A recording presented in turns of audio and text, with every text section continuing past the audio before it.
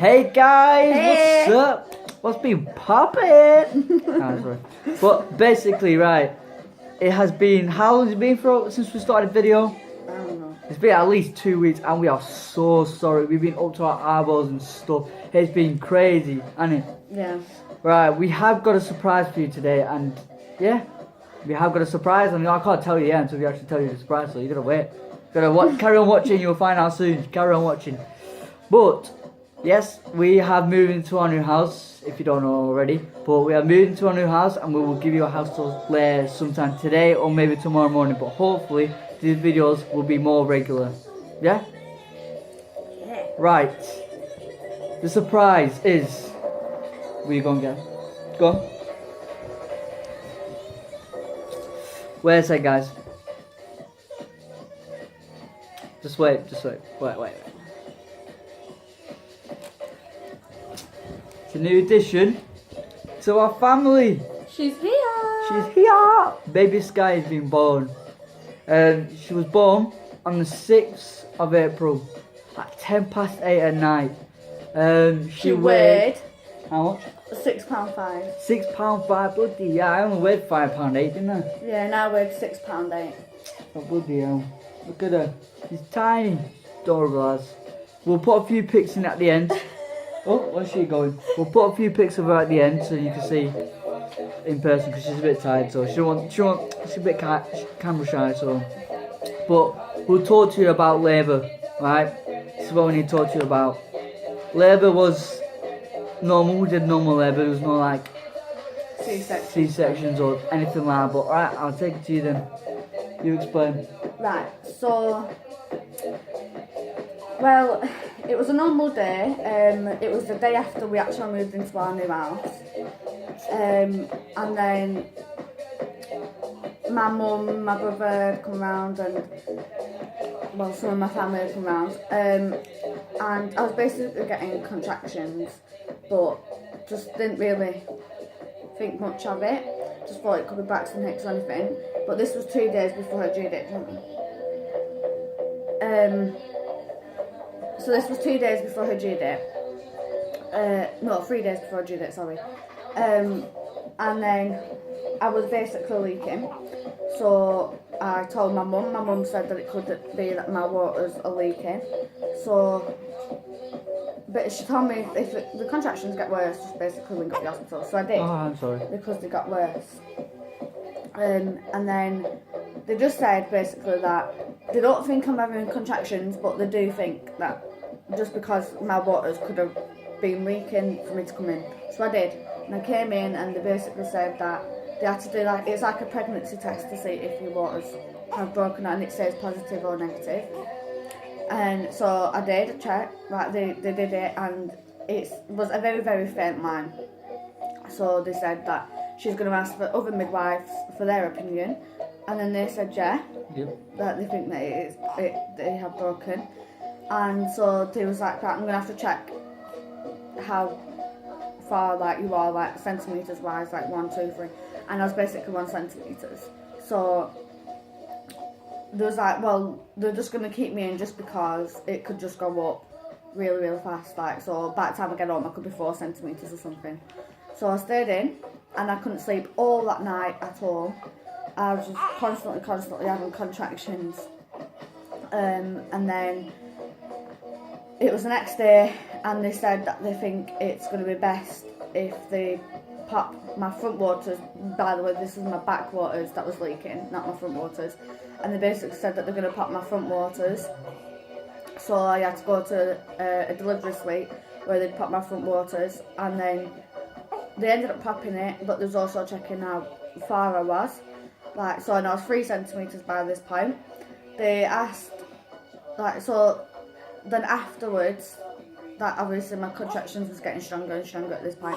And then afterwards they asked if, like, they could check again how far I was, and by this point I had, my mum kept telling me, get gas in there, because of how bad the contractions was, but I didn't want the gas in there at first because I felt better doing it, like breathing with it on my own.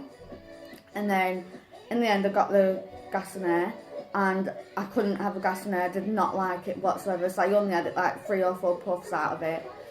And then, so I stopped taking that. I was like refusing to have it, and then I was telling her that I also want the epidural, and they said not yet.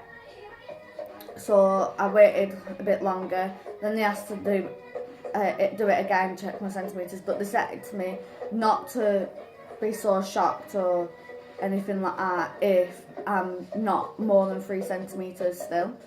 But they did it anyways, and she said that I am definitely over 3 centimetres, but they're just not sure how far over 3 centimetres I am.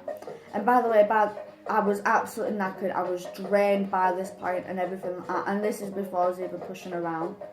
And then, anyways, she had to go and get another doctor because she couldn't tell how far I was, like how far apart, like how dilated or whatever it's called that I was. So she went and got an actual doctor this time. And then the doctor checked and she said that I'm 8 to 9 centimetres, which was quite shocking. Did they do the epidural before then or after then? Well, after you found out you was 8 to 9? Yeah. They waited a little bit longer because they thought you weren't ready yet, but obviously you were wanting to have it. Yeah. So then I had it afterwards, I had the epidural afterwards. And when they did the epidural, I didn't think they was going to be allowed to do it because of how far I was. Go to sleep first. Yeah, because like, obviously you didn't like the gas in there, did you? Yeah, no. And then, but anyway, so I just carried on. And they did the epidural, and I was just, I think I had like half an hour to 45 minutes sleep, and then I was starting to push, but I reckon in that half an hour, that's when the epidural was fine, and then afterwards, it just completely stopped, and I wasn't numbed or anything like that, and I just could feel every single thing. My contractions was coming back again, where I could feel them really strong, and yeah, but I felt like my contractions was well worse than actually pushing her out. Yeah. But right, your phone's gonna die. Let's just. Right, we're back. Sorry about that. Yeah. Your phone was gonna die. So we have to cut it off there, but we're back with more information about the labour. Yeah. So you carry on. Basically, so the bit that actually hurt the most when I was pushing her was when it came to the burning part. But the funny bit is when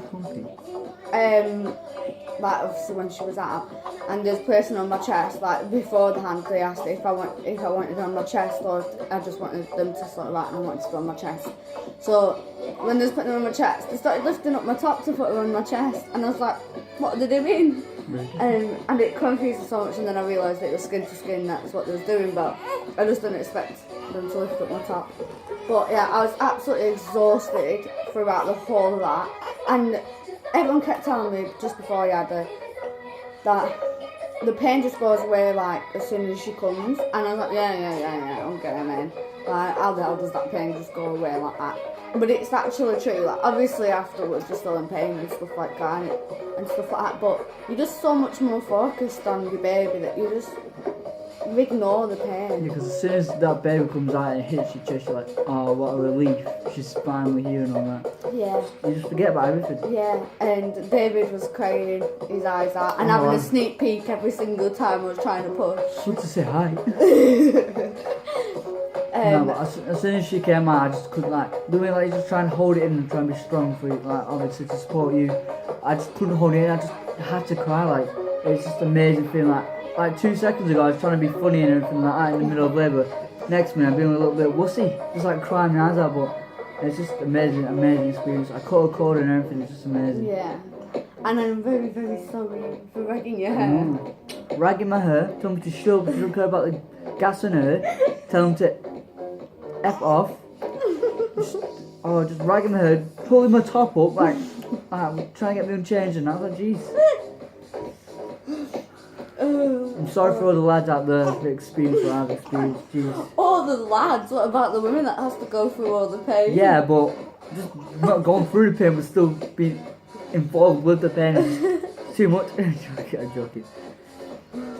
But yeah, and the thing is, you're only meant to have 2 people in the room, and my mum and obviously David had stayed with me throughout the whole of the time, and my mum was actually just about to go, and I was literally, my sister turned up to stay with me and David whilst my mum goes and has a break, and as soon as my sister came, that's when I started pushing and stuff like that.